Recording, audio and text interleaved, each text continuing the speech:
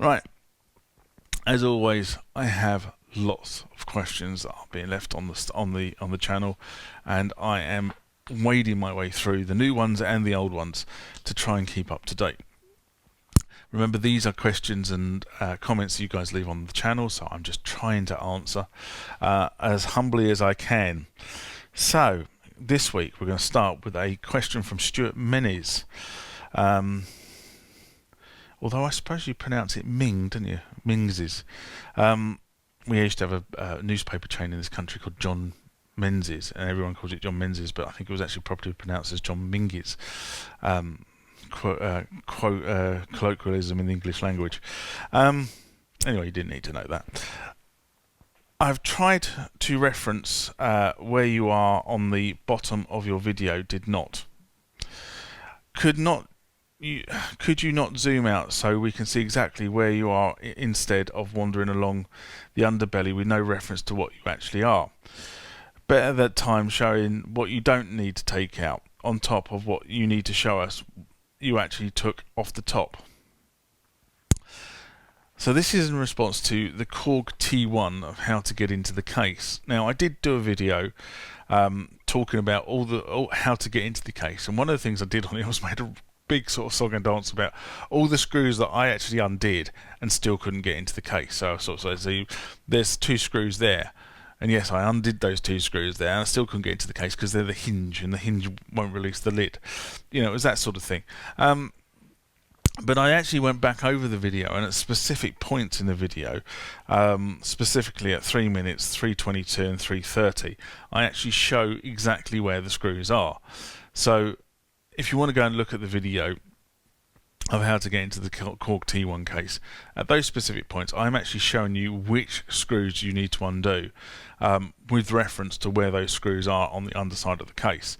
But if you are sort of a bit confused about that whole thing, the screws are in a straight line all the way along the case. So if you go to the bottom of the case, a straight line left to right from one side to the other, there are 3 screws and they're all in a straight line. One is dead center, okay, absolutely dead center to the keyboard, and the other 2 are about 10 centimeters from the left and right hand side. So if you look at the keyboard like so, one is there, dead center, and the other 2 are slightly in from the left and right hand side, almost on the center line as well.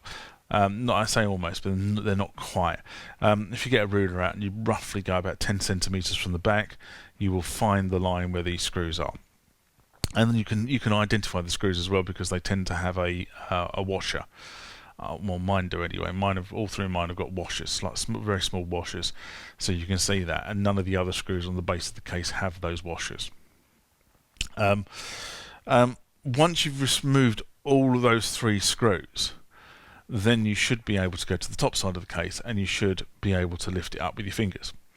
Now, one of the things that a number of people have commented on in their T1 is they've undone all 3 screws, and the lid is not lifting.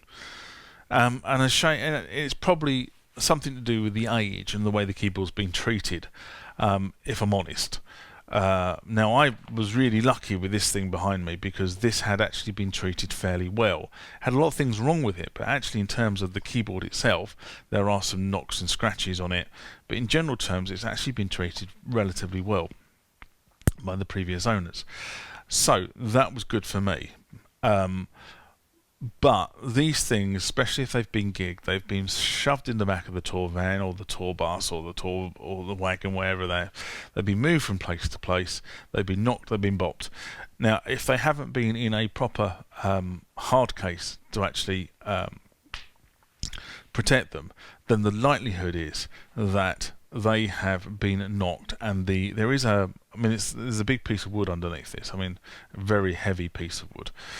But there are bits of that which are effectively a metal frame, and as you know, if you hit metal hard enough, it will bend, and it's very possible the keyboard as instead of being square, it's gone slightly out skew, and what that means is that things are catching. So believe me, there are only 3 screws that hold this thing down.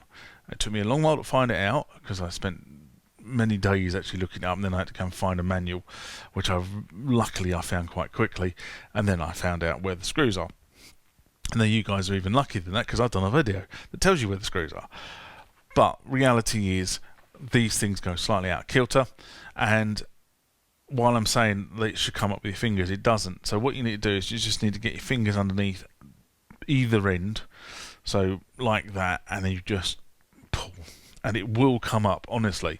And if it doesn't come up straight away, push the lid backwards, because it's catching on something on the key bed. Just push it backwards and then lift, and it will lift, honestly. It may not be free, but it will come up, and you will be able to get into the keyboard. Now, what I've said about this is only relevant to the T1, because the T2 and the T3 are, in terms of functionality, very similar to the T1, but in terms of case, it is a completely different kettle of fish. And that's probably predominantly because this is a full 88 weighted keyboard, and the T1 and T2 are not. Sorry, the T2 and T3 are not. Their case is more akin to getting into an M1, where you have to basically flip the keyboard over, and then you take the bottom off, and you're literally then having to disassemble the keyboard from underneath. Whereas this, you're quite lucky, because the logic board is actually bolted to the base of the keyboard, and all the inputs are bolted to the case of the lid. So when you open it up, you can get to both sections relatively easily. Whereas on the T2 and T3, you're taking the boards out. If you want to get to replace the screen, you've got to take all the boards on top of the screen out to get to the screen. So it's not as easy as it might sound, but this procedure is only for the T1. So the next one, again from the same guy, actually, Stuart Ming is, and in actual fact, I had a lot of emails from this guy, so I think he was getting really quite frustrated, trying to sort of follow various bits and bobs. But you're the only person who's ever complained about the videos on the T1, so I'm going to take that as most people found it fairly easy to follow my instructions. And he writes, is it possible to add an external large screen, even maybe hook up an iPad? So to replace my screen, no backlight, I need to take some of the guts out to get to it. Well, yes and no. If the T1 lid lifts up, you should be able to unbolt the entire assembly, and then you can take that off and work on a workbench with it. So that shouldn't be that difficult. In response to the other question, I think you have to go back to when this keyboard was released. It was released in the early 90s, and at the time the screen on this thing was pretty cutting edge. That was sort of about as much as you got on most keyboards without a VGA output. And if you had a VGA output, then you needed a TV, or a SCART output, or whatever it happened to be. RGB, most of this stuff was actually thinking about it at the time. Later keyboards gave you the option. So, for example, this thing has a touch screen, but if you go around the back of it, there is actually a way you can put an RGB screen onto it as well. But I'm not going to go into that because I've never done it. But I have realised that you can do it, and I may do it at some point when it eventually arrives in where its final resting place. The problem with putting bigger screens onto a legacy piece of tech like such is that the electronics in there are designed to drive a screen of a certain resolution. What I mean by a certain resolution, dots per inch. Okay, it is designed to drive an LCD screen that looks like that. Now, if you want to write an emulator program that will emulate that screen, and then you can take all the outputs from that screen, funnel them through a connector at the back of the unit, and then plug them into an iPad, great.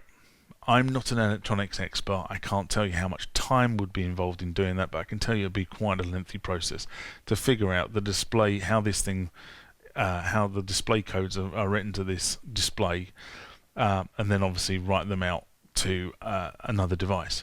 I'm not saying it can't be done. It can be done, and I guarantee there are probably some electronic whizzes out there that can do it. But it's not something I've done, and it's not something, as I'm aware, is readily available as a mod to the T1. one of the biggest problems with the T1 is that even though it is such a fantastic keyboard, Korg didn't sell very many of them. They sell far more T2s and T3s because of the price differential. So the answer is you can't really put another display in here. You need a display that is compatible. Now, the displays that they originally put into these things don't exist anymore. Okay, so you've got to go and get a compatible display. There are guys out there on the internet, and be very careful with some of these chaps, because some of them are charlatans, but most of them are actually genuine electronics guys. Want to make a little bit of margin, will sell you a screen, and probably will do like the guy who did mine, will do most of the soldering for you, so you actually end up with a screen all ready to go. So all well and good, okay, but the reality is these things are so old that if you want to retrospectively re-engineer them, you're going to have to sit down, pen, paper, CAD machine, and draw up an interface to get them from there onto your iPad. And then obviously you're going to have to write some code on the iPad as well, which most people can do because it's not very difficult, so I understand. And that'd be the one end of that one. Next one from Edward Schlicke. How to make the System-1 folder appear. In my Mac OS, I'm running 10.12. I don't have that folder. Shall I upload the program or so? And so this is in response to doing the Roland System-1 firmware upgrade. Now, there are a couple of things going on here. Again, diagnosing this stuff with very little, like I've got there, is quite difficult. So here are the steps I would follow. Number one, have you downloaded and installed the right drivers for the Mac OS? Theoretically, the wrong drivers won't install, so that should be good. But I think on 10.12 you need to be installing the original universal driver, not the driver for. And there's two further drivers now, because there's a driver for 10.13 and 10.14, and there's a driver for 10.15. So you want the original universal Mac driver. So the first thing is, have you installed that correctly? Did you get any error messages? Have you made sure that there's nothing security blocking it? I kind of would be tempted to uninstall the driver and then reinstall the driver. That would be the first thing I did. Second thing is, the folder will only appear when you either put the System-1 into backup and restore mode or update mode. It won't necessarily appear on the Mac as a drive or a folder until you do one of those two actions on the System-1. So what you're not saying is whether you've actually done that and it hasn't appeared, or whether you just plug the System-1 in and it hasn't appeared. But that's the important thing, is you have to actually put it into one of those two modes, and then a folder or a drive with folders will appear on the System-1. Sorry, not on the System-1, on the Mac. Hopefully that answers that one. Last one for this. Montizawa NR1. Montizona? As you know, I cannot pronounce names. And he writes, is still abandonware right? In response to more features, octaves, play mode and back, different modes. Video I did April last year, 2019. Now, one of the things I've said on this channel is that when you bought into the KordBot, you didn't buy into necessarily a final product, and the owner was kind of sort of upfront about that when he started the whole KordBot crowdfunding thing. And he has been on YouTube just before Christmas, and there is a link to the video below in the comments. In the description of the video, where he is actually talking about this. And one of the things he said is that they have kind of gone the wrong way in terms of firmware.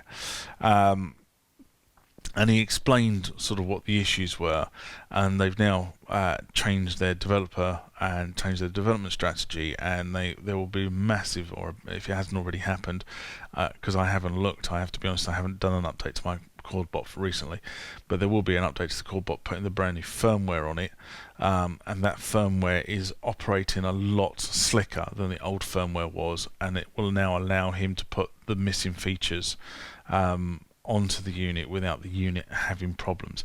Now, people were saying the unit was running out of memory, it was doing various bits and bobs, and as Brad has said, the unit itself is actually quite heavily overspec'd. The problem was the firmware was very inefficient, and that's the reason why they've had to take the whole thing to pieces and do it again. So watch out the KordBot website, the Isla Instruments website, because at some point there will be, if it hasn't already happened, a firmware update for the KordBot to put the new firmware on, and then following in about probably 6 to 8 weeks time, I suspect there will be a major upgrade to the KordBot to deliver all the functionality that we have been missing. If you liked the content of the video you've just seen, please give it a thumbs up. It just helps the YouTube algorithm with its selection process. If you want to leave a comment, please feel free to do that as well. Down below somewhere should be the ability to do that. I do try to respond to all the comments that are raised on the channel. Sometimes it takes me a few weeks because of what I'm doing, and I'm getting more and more and more comments and questions raised on the channel, so it just takes sometimes a little bit of time to do a bit of research. If you want to be notified when I put more rants, mailbergs and videos about this sort of legacy tech and even modern tech on the channel, hit the subscribe button, hit that bell icon, and you'll be notified by YouTube when stuff happens. I try to publish at least 2 times a week, sometimes more, sometimes less. Until next time, bye bye.